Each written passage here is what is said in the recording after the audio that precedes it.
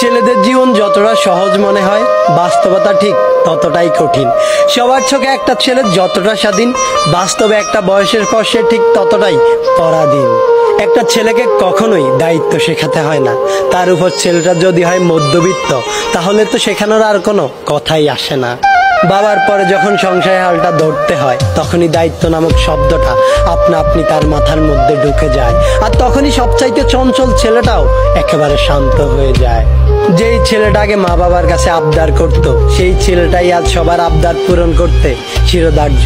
যেই ছেলেটাকে কোনো কিছু না পেলে রাগ করত, সেই ছেলেটাই আজ নিজের শখ বিসর্জন দিয়ে ছোট ভাই বোনের শখ পূরণ করতে ব্যস্ত। ছেলে মানুষ মানেই তাদেরকে পাষাণ মনে করা হয়, সত্যিই কি তাই, নাকি তাদেরকে পাষাণ হতে হয়? সত্যি বলতে ছেলে মানেই পাষাণ নয়, কষ্ট ছেলেদেরও হয়। একটা মেয়ে চাইলে কান্না করে তার মনের কষ্টগুলো সবাইকে বলতে পারে, কিন্তু একটা ছেলে চাইলেই তা করতে পারে না। কেননা ছোটবেলা থেকেই ছেলেদেরকে শিখিয়ে দেওয়া হয়, তুমি ছেলে, কান্না তোমাকে মানায় না। আর এই একটি কথায় তাকে হাজারো কষ্ট বুকে চেপে নিয়ে হাসি মুখে প্রতিনিয়ত সবকিছু মেনে নিতে হয়।